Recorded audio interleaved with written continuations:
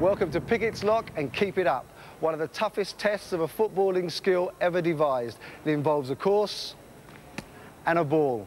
And all the teams have to do is get from here to there without the ball touching the ground. The fastest teams will go on top of our leaderboard and earn themselves one of these. First team on the Keep It Up course, Elliot Smithman and David White, both from the Thames Valley. Elliot on the ball. The rules of Keep It Up are just that. The players must keep the ball up off the ground using any part of their bodies except their hands, and they must pass to their teammate at the blue circle passing point. David takes control, working his way to the circle passing point. Here's where he's got to... Oh, he's lost it. David and Elliot are eliminated. David keeps the ball up with his knees, but struggles to control it for the pass. Best part of the job, I get to chat to some very, very nice girls. Anyway, here's Holly and here's Kelly. How did you guys get involved in football? Well, I started when I was about 9 and I started playing for Liverpool Feds, and then I went to Everton and then moved to Burnley, and that's where I am today. You're both internationals, and I understand that you have a trial very soon? Yeah, for Scotland, under 16s. And you? England in June for under 16s. So a potential international pairing here as Kelly Leyland takes the ball to the first passing point. In addition to keeping the ball off the floor, players aren't allowed to set foot off the course. A deft volley to teammate Holly Thompson. Holly from St Anne's-on-Sea, a Manchester United fan. A fine demonstration of close control two-footed skills from Holly. High lob to Kelly, good work with the head.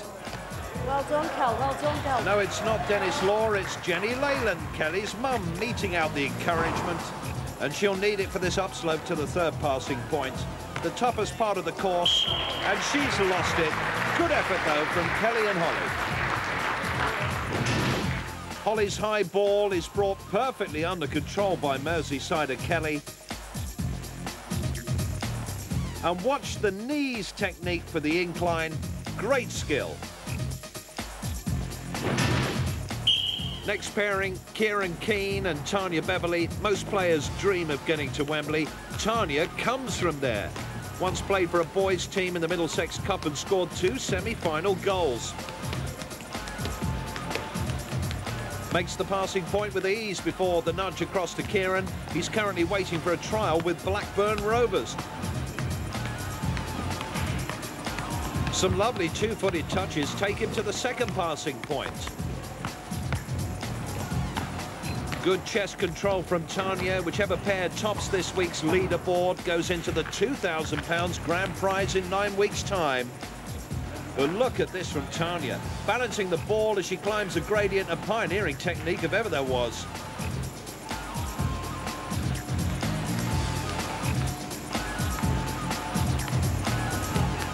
It's a fabulous display from Tanya. It takes her to the third passing point. Lob to Kieran, but he's lost it. What a tragedy. Kieran absolutely disgusted, and Tanya's not best pleased either. Whereas Kelly attacked the incline by bouncing the ball on her knees, Tanya figured the altogether more simple approach was to carry it up.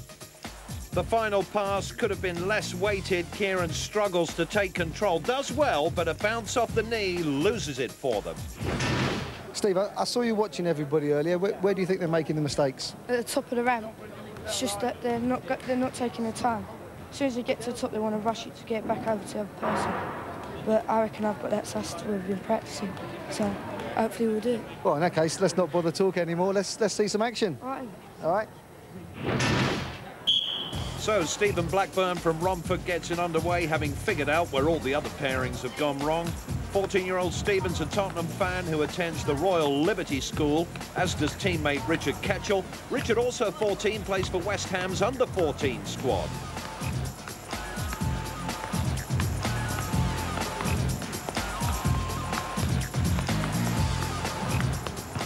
Richard crosses to Stephen for the steep ascent.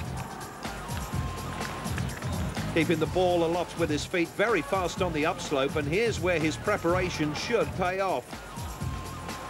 Taking his time as he predicted, feeling every bounce of the ball. Richard takes it up, or rather down. 6 steps to encounter. We've all heard of top-flight football, but it doesn't usually mean stairs.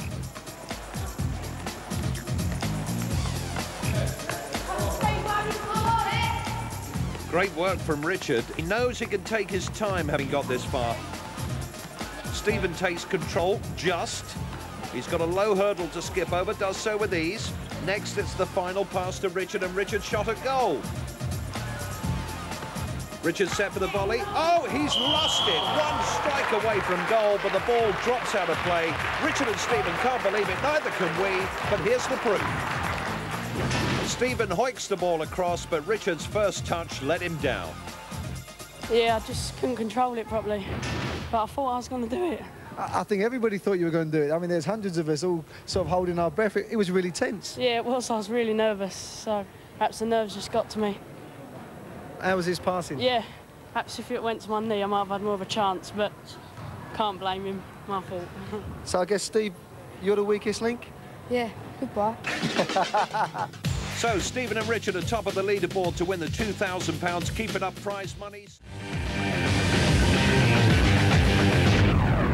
Here we are at Pickett's Lock for Keep It Up, our ultimate test of footballing skill. It involves natural balance and great ball control. Is that right? Daley Thompson under pressure's answer to Jim Bowen. This our last and final visit to the Keep It Up course. We have Aaron Lanziquot and Paul Dawes. Aaron on the ball currently, he's 13 and comes from Slough. Delicate ball to Paul, who hails from Hainault. Between them, the guys have to travel the length of the course, keeping the ball off the ground and score at the end, but Paul's struggling. He's lost it.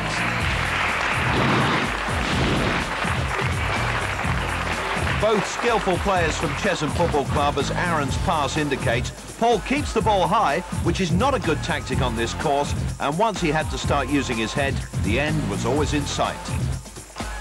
Dear, oh dear. Next, it's Neil Smith throwing and Nathan Davis pounding the campaign trail. Nathan plays for the Cresswell Foxes and at home has a massive collection of Man U posters and figures. The blue circle is the passing point. Neil Smith takes up the cause, also plays for the Foxes and determined to win the £2,000 prize for the fastest finisher of the series. Nathan struggling to tame the ball. Remarkable right-footed recovery, but he's under pressure on the edge of disaster. He's down. A crash mat breaks his fall. Great effort from Nathan. Let's see it again. Brave attempt to control the ball and a dramatic finish for Nathan Davis. Neil, how did you find it? Quite hard, a lot hard. Was it a lot harder than you thought? Yeah. Nathan, it looked really exciting. You made a great catch at the end there. Yeah, it was exciting. It's just a shame they dropped off. Yeah, but I mean, it's one of those things. You tried your best, didn't you? But did you enjoy it? Yeah. And would you both play again? Yeah. Hey, guys, you were fantastic. Thanks very much, eh?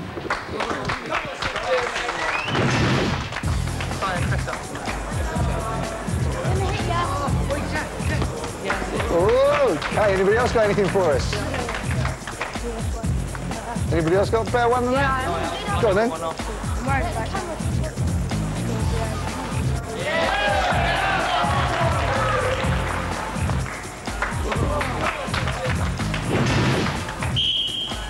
Zach Atwood throws for Lee Maskell. 12-year-old Lee from Orpington is signed to Charlton Athletic for the next 4 years. Zach is highly motivated to win the £2,000 series prize. He recently broke a window and he's got to pay for its repair. Lee back in control, has the tough task of getting the ball up the slope to the next passing zone. Oh, how did he let that happen? Let's see the replay. Lovely two-footed ball skills from Lee, juggles it carefully up the ramp, but just fails to get enough height to clear the step. Unlucky. The leaderboard stays the same and the tournament winners are Sean and Caroline. The presentations next week.